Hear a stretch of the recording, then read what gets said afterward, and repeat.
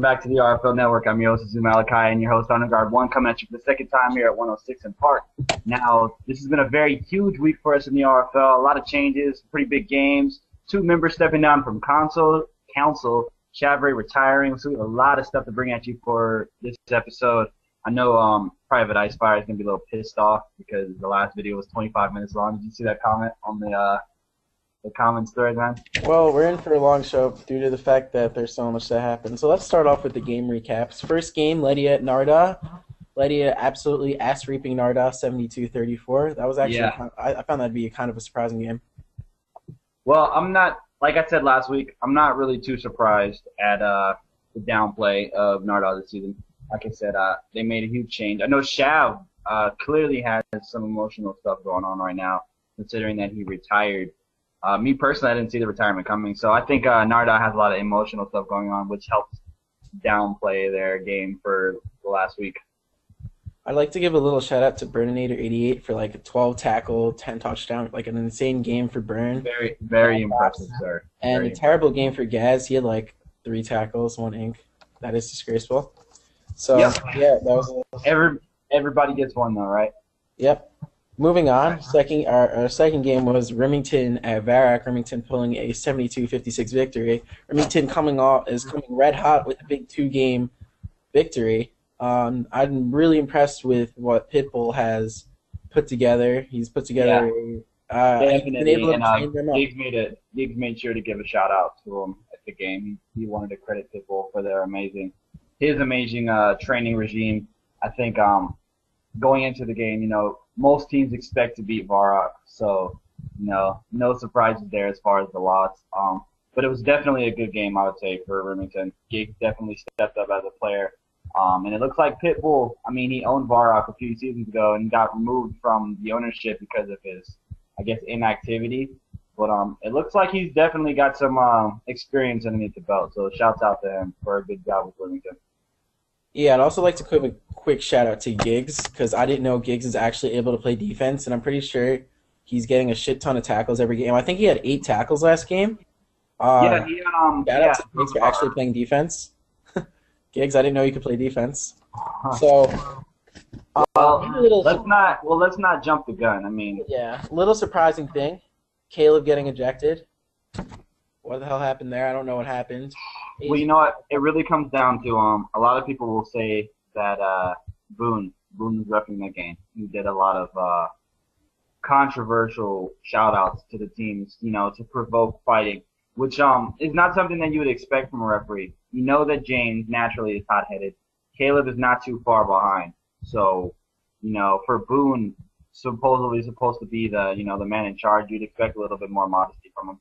And not that I'm necessarily putting all the fault onto him, because it takes 2 to tango. Definitely an argument goes towards Caleb, but I think Boone could have been a little bit more mature going into that game. And I would say that would help. Not 51% if you want to go halfway. It gives 51% of the blame to Boone for that ejection. I don't think it was too uncalled for. The game was already clearly a loss. There's no need for an ejection at the last second. Yeah, so moving on to the final game on Sunday, Tigers pulling out an 82-64 victory to still remain as the only undefeated team in the RFL. So what impressed me was no Blah, no problem. Obviously, they were without Blah, and it was going to be a hard game because Randar is a very underrated team, and definitely Tigers proved that they are not going to fall into a trap game. Also, big shout out to Diesel Truck, 6 tackles, 5 inks. I know 5. I think he broke the single in-game record for that. And just 2 little things about Randar. They clearly suck without lag, as shown for the past 2 games. And Nick Narnia has been super cold at quarterback for past 2 games as well. Well, you know what? When people say that you can't play a game without lag, that's kind of, people used to call me Mr. Trade Defense. I never self-proclaimed myself that. I thought I was, just as good as anybody else. But I personally believe that, games are winnable with or without lag. Lag definitely makes a good advantage, but I don't think that you should call a game unwinnable because you don't have lag.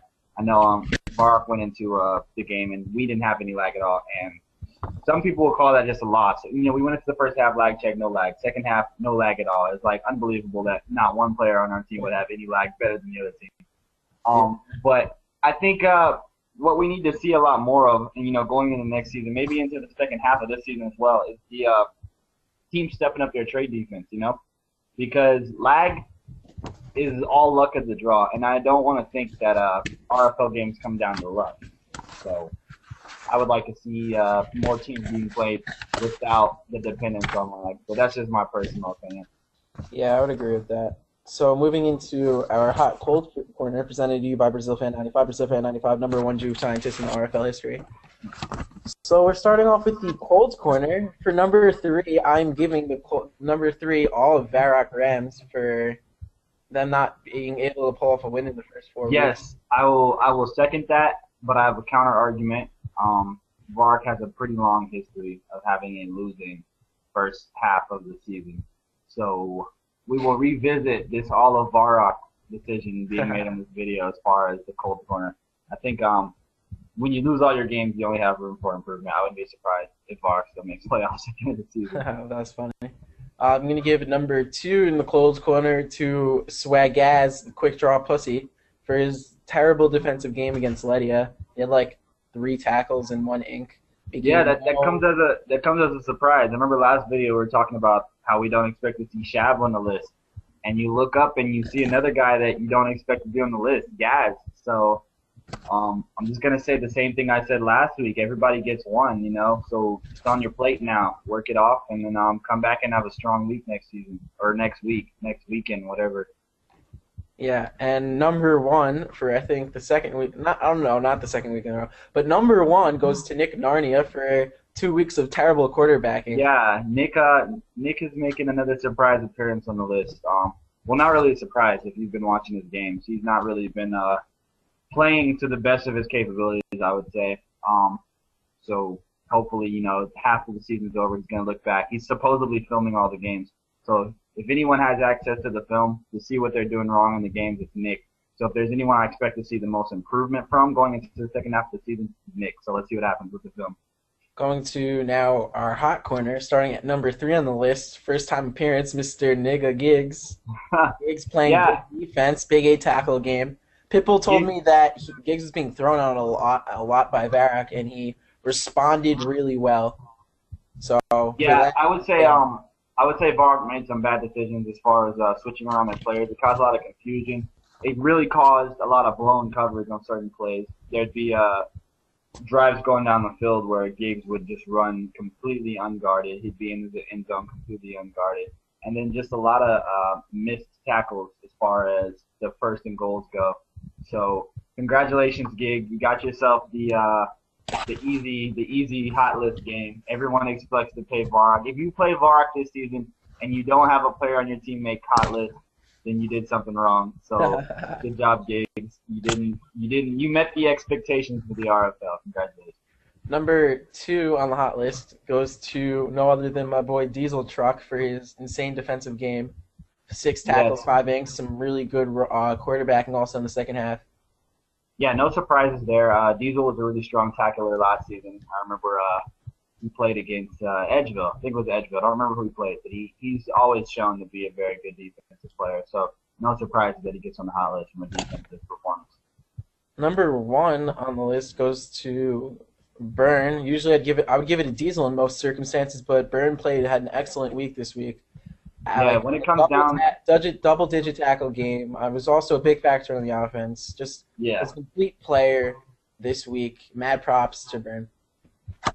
Yeah, congratulations, Byrne. I think as far as Diesel being on the list, Diesel's a very strong veteran. So when you have a guy you on offense on the hot list like Byrne play a really strong game, even if it can be argued that a veteran player like Diesel plays better, when you have a guy that's not consistently playing a really high game, he stands out more than someone that does it all the time. And that's why I think Byrne deserves the number 1 spot for this week. Yeah, so now we're going to head into big news around the league. So much happened this week. So very big week in the RFL. So the video is going to be much longer than we anticipate because so much happened. Thank you, RFL, for that. So we're going to start off with we're going to try to do this in chronological order. So the first big thing that happened was Shav retired, and what he did was he retired. Well, he stepped down from owner, tried to get PBT owner, and then try to get him released. Now, I think what Shav wanted to do is he was going to get released, and then he was going to go on to Tyrus because he was going to talk to me. He was talking to me. He's like, "Hey, I'm released." I'm like, "Shav, I would never sign you regardless because it's just like would make no sense for the team." And then I think obviously council blocked it, and after that, Shav retired. So now there's no owner for Narda. And quick council discussion. They first asked Dark. Dark took it over, and now Dark's the owner.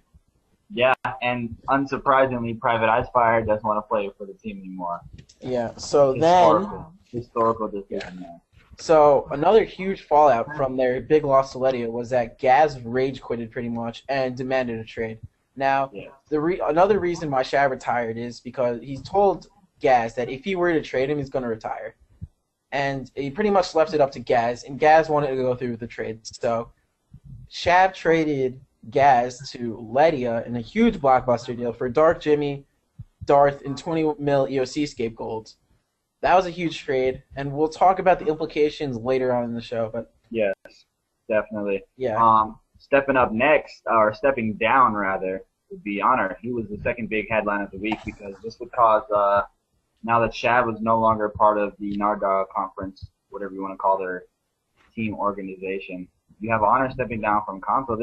I always call it the console. Fucking been playing Star Wars all fucking week. I mean, I've done this in the past when I felt that I really haven't done anything the past season or 2 seasons. I don't even know how long I was on council for, but I haven't really done anything, and I've done this in the past where I stepped down for better candidates. Like I said no once for Shav before Shav became insane autistic.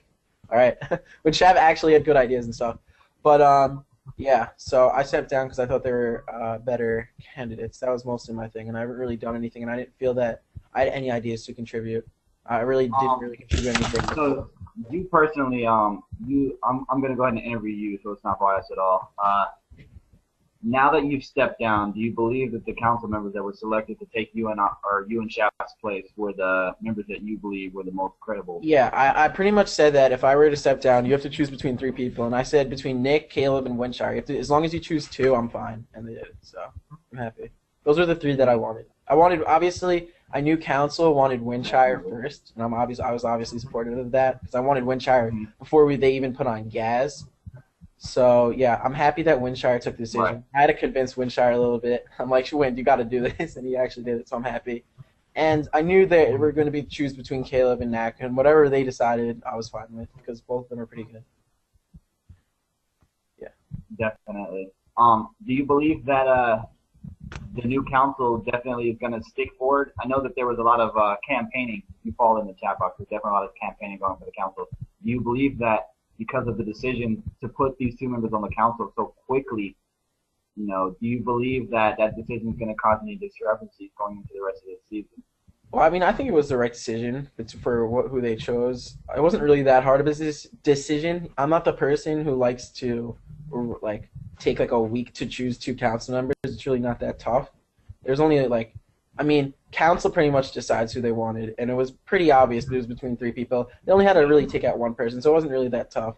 Also, what you're going to see is a lot less criticism about council because you don't have people like me and Shav on it anymore. You have more neutral characters on council, and you also have Winshire, and I think that's also going to be a big help. So you're going to see a much more liked council. Do you believe that the majority of the RFL members support the two members that were elected into the council? Yeah, I think so. I mean, both of them are good. They both prove themselves that they're good. I mean, Caleb and Nak were interchangeable in my opinion. So the other way, you really couldn't go wrong with choosing one or the other. But yeah, I think council's good now. Yeah, better than what it was during last week. Right. I know they have some pretty big shoes to fill, filling up your spot and Shav's position in the council. Do you believe that they're ready for the role? Do you expect any huge changes to come from the new members starting in this season? Or are we going to have to wait until next season to see what these 2 guys have to offer? Well, they already started by passing the waiver wire thing, which we'll discuss later in the show. They're good. They're obviously providing new perspectives to the council. It's going to be good though. I think they're going to do a good job. Great. Let's move on to the next topic. So our next big topic was right after the Ledia trade. So now Narda is oversaturated with a bunch of talent, and then Chavre immediately flipped Jim Bob and Slippy to that's fine, perfect. That's Slippy to Remington for Tiger Pezza 5 mil EOC scapegoats, and then Dark traded Darth Liam and PBT Icefire for Slippy in 1K RSO7 gold. So now Remington stocked up big time, picking up Jim Bob and PBT and Darth Liam. I think all of those are going to be good pickups. We'll discuss that again later in the show. The next thing, obviously, we talked about Winshire and Caleb's election to the council, and I think the final thing that we should discuss is council introducing waiver wire to the league. Definitely. I was going to say there's been a lot of trades going on this season, a lot of free agent pickups, a lot of retirees. It's been a very busy season as far as the add and drop list goes for the rosters in the RFL. It can be argued that it's been very unbalanced, very chaotic in a way. So, forgot who actually introduced the idea. I saw that Caleb introduced it, and then Jimmy gave a much larger. Caleb mentioned that he had brought it up before and it was ignored, and that's the waiver system, which, like Jimmy said, or whoever brought it up, I'm surprised it hasn't been in the RFL previously. But like I said, this has been a very busy season as far as I've been here. It's been the most active season as far as trading that I've seen in a very long time. So it would make sense that we probably maybe never needed the system in the past. Well, there's never. I will say this. Dark could probably agree with me. I'm not sure for a fact, but I would pretty confident when I'm saying this. This is probably the busiest season ever in terms of trades, adds, and drops. There's never been any season like this before. I don't think any season has come close to this in terms of trades and stuff. So that's probably why you didn't see waiver wires. A lot of problems were exposed by the huge influx of trades and then transactions that occurred. Yeah, so, I would. I mean, ultimately, the league this season has been very, I'll say, very shaky. We've seen a lot of stacked teams. We see a lot of unbalanced trades. It's going to be really tough to call whether or not the new system, the waivers, and all that's going to make a huge impact. I think this season it's too late for the system. Everything that's going to happen is pretty much already put into place. I don't think that the waiver system is going to make that big of an impact. I don't think the retirement system is going to make that big of an impact.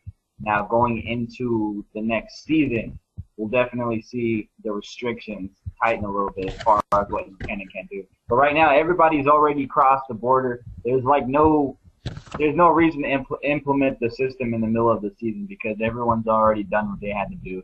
I think these systems should have been something implemented in the off season, something to expect going into the new season, not something halfway through the season that we're throwing in. What do you think about that? I mean, they weren't there before because it really was never a problem up until this season. I mean, it's better to implement them now because tomorrow you never know what could happen. I mean, it's obviously not going to be that effective this season. It's going to be much more effective starting next season, but I think it's fine that they pass these stuff now rather than waiting. So we're gonna move on. Okay, so we're gonna move on a little bit right before we get into predictions. We need to discuss about these trades. So there's 3 teams that completely changed their roster. So we're gonna start off with Ledia Lions. Ledia's big addition. They get Gaz, and then they lose Jimmy, Dark, and Darth in the process. How do you feel about that trade? Yeah. Personally, I'm a little upset that Jimmy's leaving Lieta because I think that Jimmy started on Varrock and then was traded to Lieta. But Jimmy showed a lot of potential. He's relatively new to the league, and he showed a lot of promise. People started to notice Jimmy for the first time on Lieta's team. I was hoping that he would become, somewhat of a franchise player, and to see Lieta give him up for a veteran. I can't fault the move because it's a smart move if you're trying to strengthen your team, but I was really hoping that there was going to be a lot of stock in him. And I truly hope that Jimmy stays an active player in this league. I'd hate to see him fall to the sidelines for a power move like Gaz. What are your thoughts? Well, actually, as we talk about Jimmy for a second, Jimmy actually really likes being on Remington. I Hmm. asked him after this most recent. Yeah, he likes being on Remington. Because Pitbull's a good trainer, and like Darth Definitely. enjoys it too. So does PBT. They like it. They're really enjoying it. So I think it'll work out. Now Letty got much better than this trade. I mean, their starting four now is Burn, Barone, Tilt, and Gaz. That's one of Yes. the most stacked teams in a while, rivaling teams that I've stacked Hold on one early in second. RFL. You got a much better defense in Lydia now because you're adding a cornerback who you know should be able to stop whoever he's guarding, regardless if he has lag or not. I'm obviously talking about Gaz. Also, Gaz is a really underrated open field tackler. I think he's very good at it, and he's very good at the contain. So I think Burn will also benefit this a lot because I don't think Barone is that great of a container. So you're gonna see Burn doing even better maybe than he is now. And also you're obviously it's hard to say that Letty is not the favorites for the United Bowl after this move. Well, like I said, it remains to be seen. It's such a huge you pretty much got effectively three brand new teams in the RFL at this point. Um, we don't know. I mean, we've seen what Remington has to offer after their game against Far. I think as far as Narda goes and Lieta, it's too soon to decide who's going to be a UV contender, who's going to be playoff contenders. Um, I would say give it a week, very minimum. You know, So nothing's moving looking on, good right the now. next. So let's talk about the trades Remington made. Remington picked up Jimmy, PBT, and Darth Liam. I think all three of those players fit perfectly into the types of players Remington looks for. Fits Yes. perfectly into the system. And I think with those moves, I think Remington just solidified a playoff spot. I was unsure if they could pull it off over Narda, but with Narda becoming a much worse team and Yeah. really solid moves that Remington just recently made, I think they solidify themselves as a playoff team. I think they'll gel well together. I think the only person who could possibly be a little problem is PVT Icefire, for obvious reasons. But I think it's a great trade. How do you Yeah. feel? Like I said, the other made good trades. I think Remington had a pretty good team before the trade. Uh, so, all they did was strengthen themselves. So I would have put Remington in the playoffs before this. I definitely would say their chances have improved. I don't like predicting rather who is going to be in the system just because things happen. But I would definitely say Remington is in my top list of who I expect to make it. I'm not going to say that they're there yet, but if I had favorites that I'd want to pick, I would put Remington in the list. Yeah. And lastly, let's talk about new look Narda. Now we have a new owner in Darklink and a completely new roster. They lost Gaz.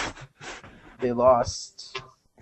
Yeah, they pretty much lost Gaz in the process, and they added Tiger, Pezza, and Slippy. I Yes. mean, how do you feel about all those moves made?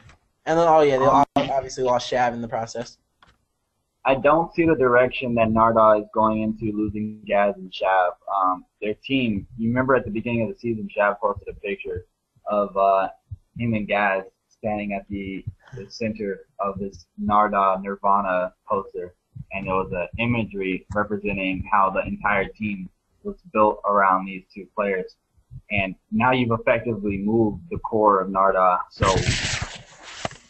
I think this season is pretty much over for Narda. I mean, they picked up players, so they're going to maybe win a few more games, but I don't think that they can look at this season as a playoff run.